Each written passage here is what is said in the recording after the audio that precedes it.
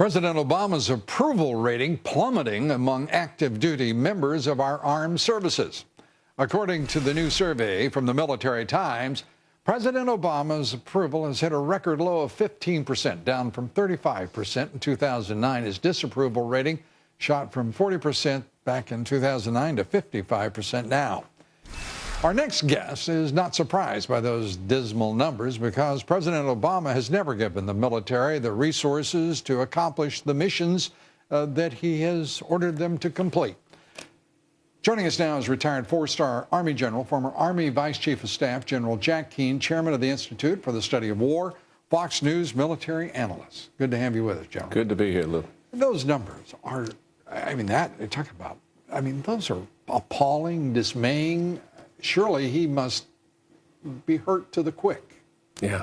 They are really driven by policy decisions. This isn't about the person. This is about the policy. And the fact is, pulling out of Iraq, they know what happened. They knew what would happen. The soldiers who are out there, young sergeants, young officers, more senior people, they're all turned into this. They understand what the issues are. They also know that Obama never gave McChrystal Petraeus all the forces to do the surge in Afghanistan, then pulled them out prematurely. And they know he's made a decision to pull the forces out of Afghanistan right now. They know, the guys that are there, they know that none of that makes any sense. So much, it seems, has not made sense for a better part of now more than a decade. It is truly extraordinary that we are in this situation. And I, for one, don't see a path out of it. Either from the Republican opposition, from the Senate, from the House, certainly not from the White House. Do you? No. From a foreign policy and national security issue, the fact that we have disengaged from the world and the president, I think, has seized the United States as a different role in the world, has made the world a more dangerous place. Radical Islam terrorism is up four times in the last 4 years. It wasn't too long ago, after bin Laden was killed, that we were saying Al-Qaeda's on its heels, this thing is about over. And the truth is, at that moment, it was on the rise. The White House doesn't even want to use the word Taliban when describing that horrible attack in which over 100 children were killed at a school in Peshawar. He doesn't want to use the expression radical Islamist because he's afraid somebody might be offended. We had a general last week at the Pentagon say we don't want to use any longer Islamic State. We want you to call the Islamic State Daesh because that is a pejorative, the general seems to feel, or has been so advised by the linguistic experts.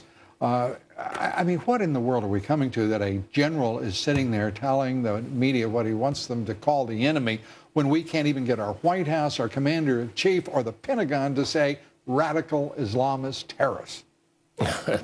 Yeah, if it wasn't such a serious issue, it'd be laughable. But the fact is, we have never defined radical Islam, not just the name of it, we've never defined the movement. And how do you deal with an ideological movement like that if you're not willing to talk about it in terms of what is its ideology? Why does it have appeal to so many young people in that part of the world? Why can't we talk about that? And how do we counter that narrative?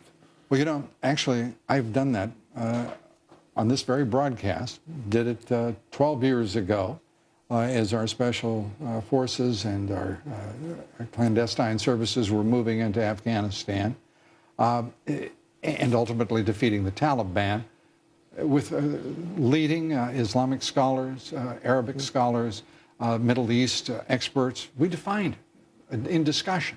Radical Islamist is the correct term, but is the one to which we adhere. The fact is, that hasn't been done by the federal government. It hasn't done for political reasons, not because of any interest in being real, honest, or straightforward with the American people. It is mind-boggling. Why is there this resistance to naming our enemy? Yeah. And then, of course, if you're not willing to name it, and if you're not willing to define it, then you don't have a comprehensive strategy to deal with it. We sit here 13 years after 9/11, and it's pretty sad commentary that we do not have a comprehensive strategy to deal with this ideological movement. And it's not that we would defeat it by ourselves. We need lots of help in doing it, but we have not done that. Yeah, we don't need a lot of help to kill the enemy. We do need a little to understand them better and perhaps contain them. But to kill them, do we really need a lot of help?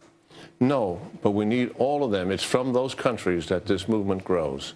And that counter-narrative and undermining this ideology, we need those countries all in to help us do that.